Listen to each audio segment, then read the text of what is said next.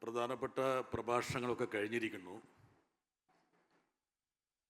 ഞാൻ സംസാരിക്കുന്നതിന് എന്തിനും ഒരു വിശേഷണം വേണമെന്നുള്ളതുകൊണ്ടാണ് മുഖ്യ പ്രഭാഷണം എന്ന് വെച്ചത്.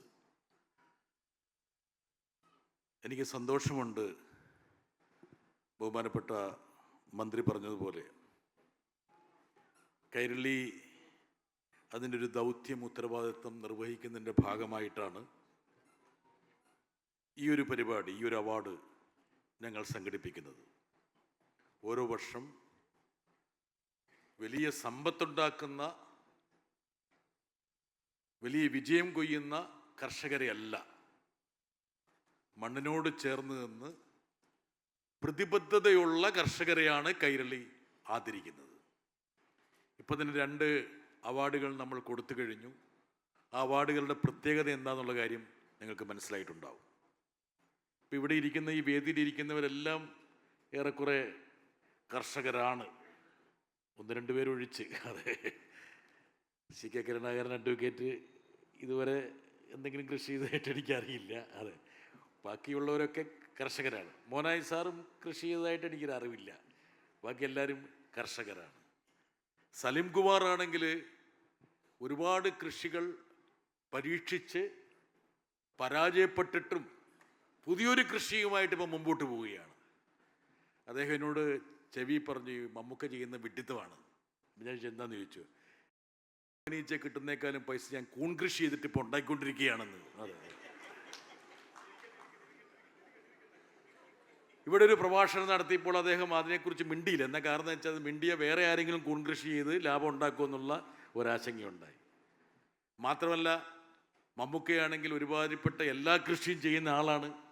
ഇപ്പോൾ കുരുമുളക് കണ്ടപ്പോൾ എന്നോട് മമ്മൂക്ക പറഞ്ഞു ഞാനും കുരുമുളക് ഉണ്ടാക്കുന്നുണ്ട്. ഏലം കണ്ടപ്പോൾ പറഞ്ഞു ഞാനും ഏലം ഉണ്ടാക്കുന്നുണ്ട്. അപ്പോൾ കൂൺ കൃഷിയിലേക്ക് മമ്മൂക്ക വരാതിരിക്കാൻ വേണ്ടിയിട്ട് ആ വിവരം സലീം കുമാർ ബോധപൂർവം ഇവിടെ നിങ്ങൾക്ക് നിഷേധിച്ചു. പക്ഷേ എനിക്ക് പറയാതിരിക്കാൻ വയ്യ, സലീം കുമാറിൻ്റെ ഭാര്യ കൂടിയുണ്ട്. ഈ ഒരു അവാർഡിൻ്റെ പ്രത്യേകത ഞാൻ സൂചിപ്പിച്ചതുപോലെ 4 നേരം നമ്മൾ ഓർക്കേണ്ട കർഷകനെ സ്മരിക്കാൻ വേണ്ടിയാണ്. വല്ലപ്പോഴും കാണുന്ന ഡോക്ടറെ മമ്മൂക്ക പറഞ്ഞ പോലെ നമ്മൾ ആദരിക്കും. പക്ഷേ ഒരു ദിവസം 4 നേരം നമ്മൾ ഓർക്കേണ്ട കർഷകനെ പലപ്പോഴും വിസ്മരിക്കും. പ്രസാദ് സാറേ, ഞാനും ഒരു കർഷകനാണ്. ഞാനൊരു കർഷക കുടുംബത്തിൽ ജനിച്ച ആളാണ്. പലപ്പോഴും ചെറുപ്പകാലത്ത് ചെറിയ കൃഷിയൊക്കെ ചെയ്തിട്ടാണ് പോക്കറ്റ് മണി സമ്പാദിച്ചിരുന്നത്. പക്ഷെ ഇന്ന് ഞാൻ എൻ്റെ നാട്ടിൽ പോകുമ്പോൾ എനിക്ക് വലിയ വിഷമമാണ്. വന്യമൃഗങ്ങൾ കയറി ഒരാൾക്കും കൃഷി ചെയ്യാൻ പറ്റാത്ത ഒരവസ്ഥയിലേക്ക് കാര്യങ്ങൾ എത്തിയിരിക്കുക. ഇത് സംബന്ധിച്ച് കേന്ദ്രത്തിലൊക്കെ ഒരുപാട് നിവേദനം നമ്മൾ സമർപ്പിക്കുമ്പോഴും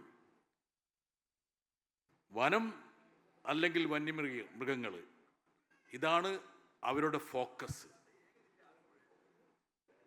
പ്രസാദ് സാറെ, ഞാൻ പറയാൻ പോവുകയാണത്. എൻ്റെ ഒരു അഭിപ്രായം താങ്കളുടെ മുമ്പിൽ പറയാം.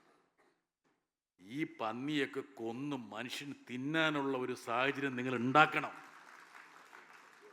അതല്ലാതെ ഇതിനെ കൊന്ന് കുഴിച്ചു മൂടണം, പെട്രോൾ ഒഴിച്ച് കത്തിക്കണം എന്ന് പറഞ്ഞാലൊന്നും നടക്കാൻ പോകുന്ന കേസല്ല. മാത്രമല്ല, എതിർപ്പില്ല. ഇനി കേന്ദ്രം സമ്മതിച്ചില്ലെങ്കിലും നമ്മൾ ചെയ്യണമെന്ന്, അത് ചെയ്യണം. അതാണ് എൻ്റെ ഒരു അഭിപ്രായം. അവർ സമ്മതിച്ചിട്ടാണ് നമ്മൾ പലതും ചെയ്യുന്നത്.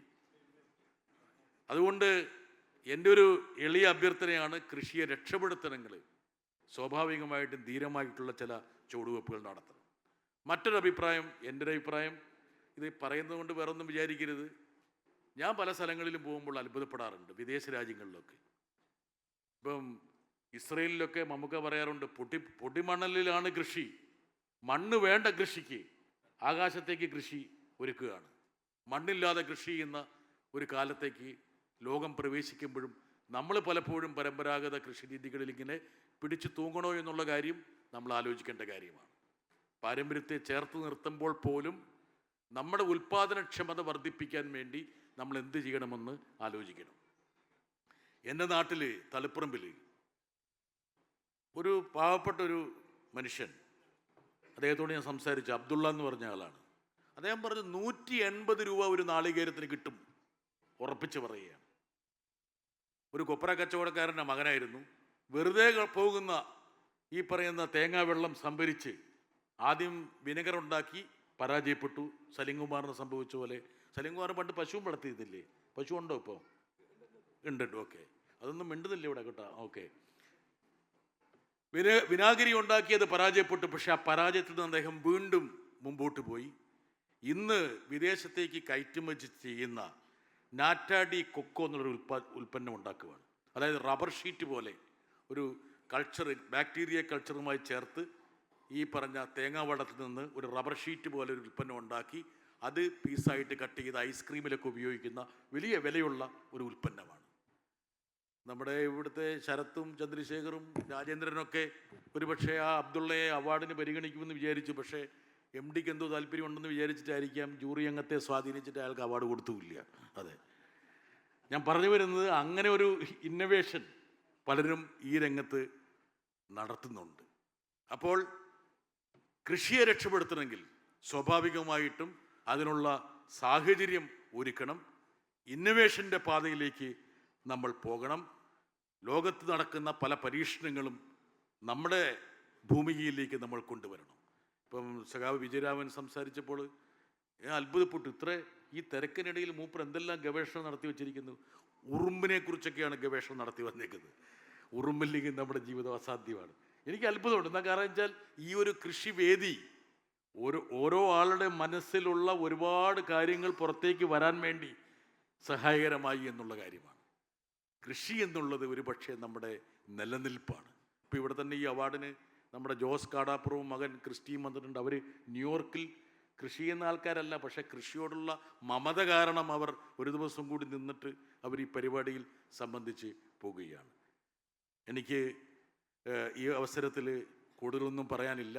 പച്ച മണ്ണിൽ ചവിട്ടി നിൽക്കുന്നവരാണ് ഈ രാജ്യത്തിൻ്റെ ഭാവി നിർണ്ണയിക്കുന്നത്. നേരത്തെ പറഞ്ഞതുപോലെ സലിംകുമാർ പറഞ്ഞ പോലെ ജയ് കിസാൻ ജയ് ജവാൻ എന്ന് വിളിച്ച ഒരു കാലഘട്ടമുണ്ടായിരുന്നു. ആ ജയ് കിസാനിലേക്കെങ്കിലും നമ്മൾ തിരിച്ചു വരണം. ആ ഒരു മടങ്ങി വരവിനെ പരിപോഷിപ്പിക്കാൻ വേണ്ടിയുള്ള ഈ അവാർഡാണ് ഈ പറയുന്ന ഖദർ അവാർഡ്. ഈ അവാർഡിൻ്റെ ഭാഗമായി ജേതാക്കളാകുന്നവർക്ക് എൻ്റെ അഭിനന്ദനങ്ങൾ. ഈ പരിപാടിയിൽ സംബന്ധിക്കുന്ന എല്ലാവർക്കും നന്ദി പറഞ്ഞുകൊണ്ട് ഞാൻ എൻ്റെ വാക്കുകൾ നിർത്തുന്നു. നന്ദി, നമസ്കാരം.